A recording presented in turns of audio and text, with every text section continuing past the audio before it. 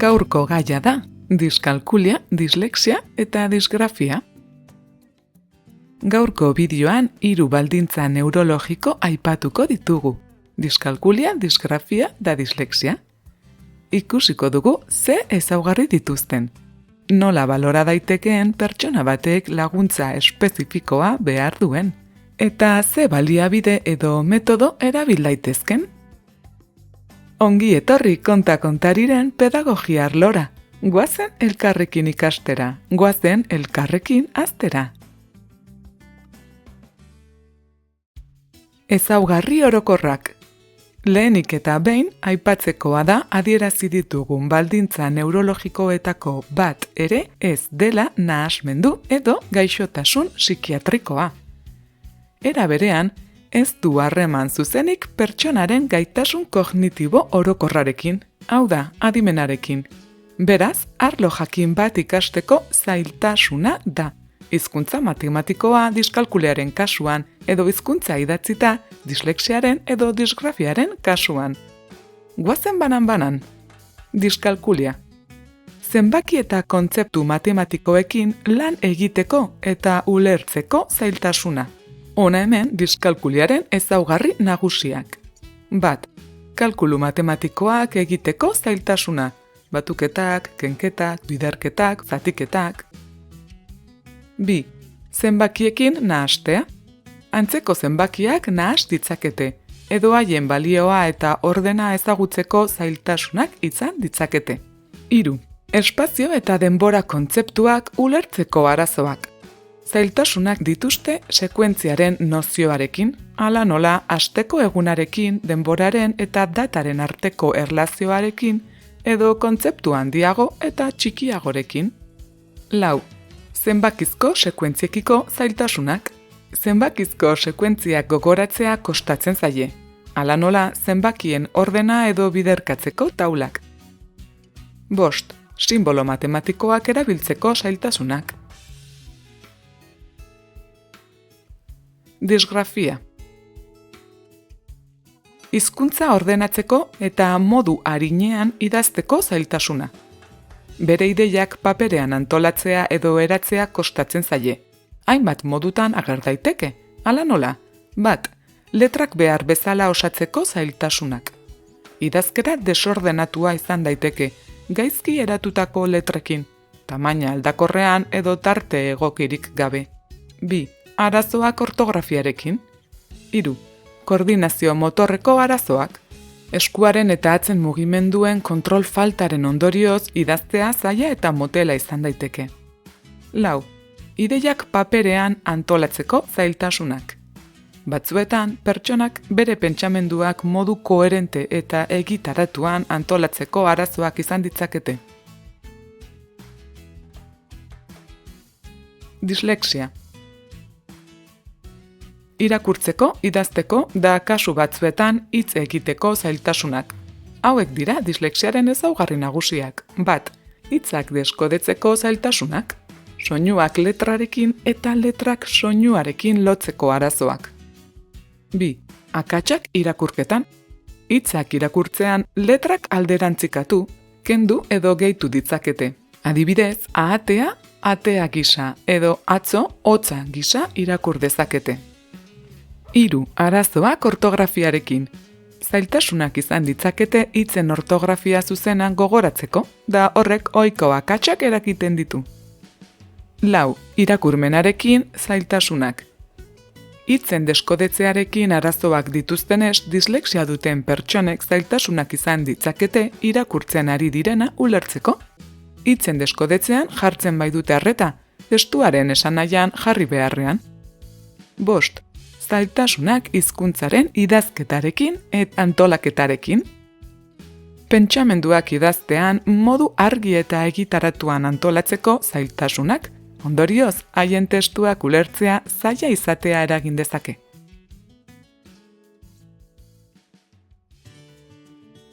Litezkeen zergatiak. Naiz eta ez dugun horretan gehiegi luzatu nahi, interesgarria izan daiteke adierazitako zailtasunen hainbat zergatiak aipatzea. 1. Faktore genetikoak eta herentziazkoak. Askotan ikusten da familia bereko hainbat kidek egoera neurologiko bera dutela. 2. Garun prozesamenduaren desberdintasunak. Ikerketek informazio matematikoaren eta linguistikoaren prozesamenduan parte hartzen duten garuneko eremuetan desberdintasunak identifikatu dituzte.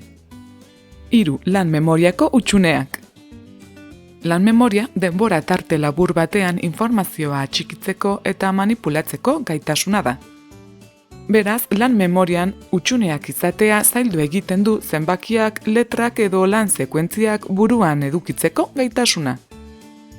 4. Ingurumen eta hezkuntza faktoreak. Oinarria neurobiologikoa bada ere, ingurumen faktore batzuek, hala nola hezkuntza ingurune desegoki batek, edo ikaskuntzan laguntzarik ez izateak, pertsonaren zailtasunak larriagotu edo nabarmenago bihur ditzake. 5. Aldi bereko zailtasunak, salbuespen bikoitza. Kasu batzuk ikaskuntzako beste zailtasun batzuekin batera ager daitezke, edo oro har ikaskuntzari eragin diezaioketen baldintza neurologikoekin, adibidez, arreta gaitasuna eta hiperaktibitatearekin edo autismo espektroarekin.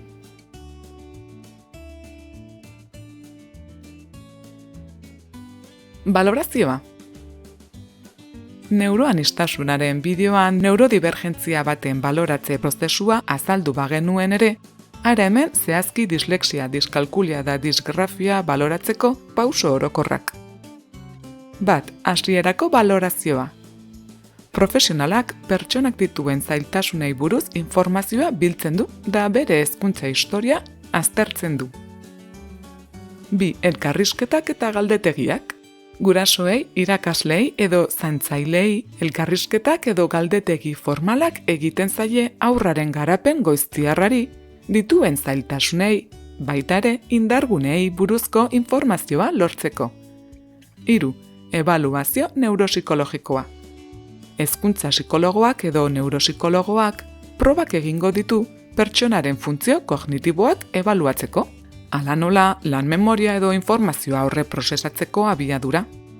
Batera, proba psikologikoak egingo dira, jatorri emozionalarik dagoen jakiteko.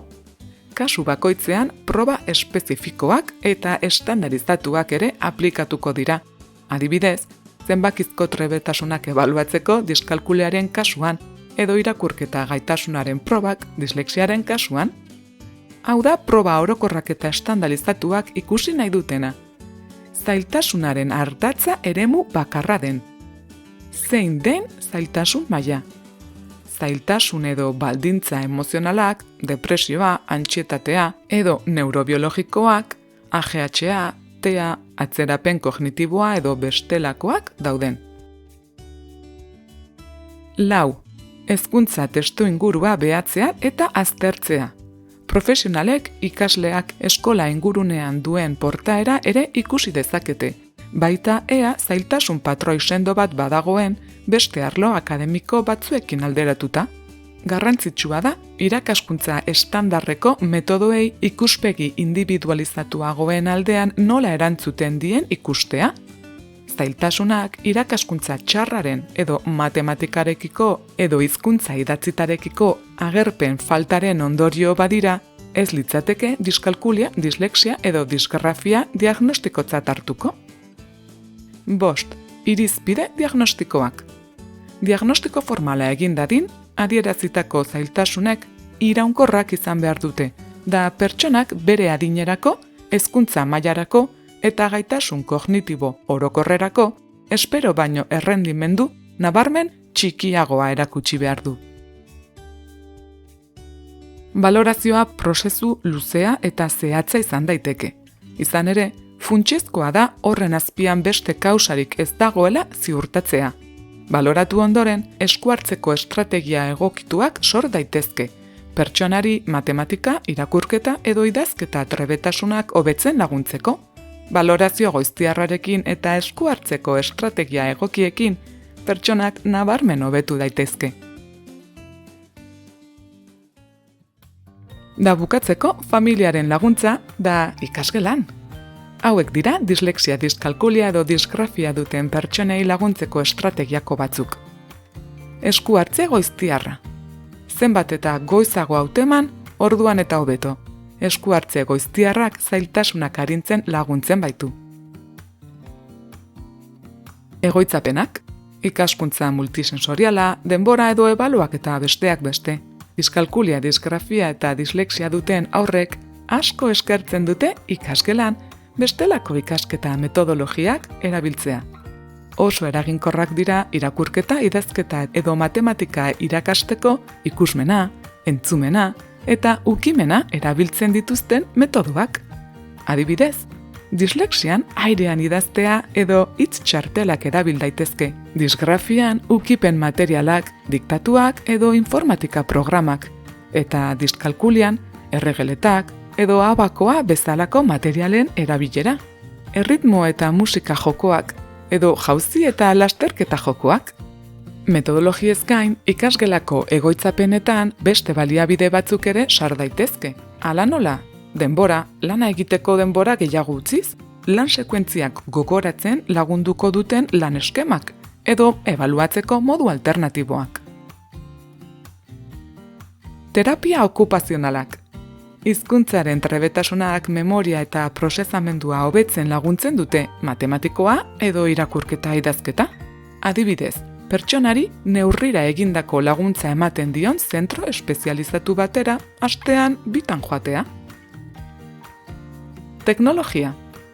Eskolako egoitzapenez eta laguntza profesionalaz gain, etxean aurrei ere lagundu dakieke.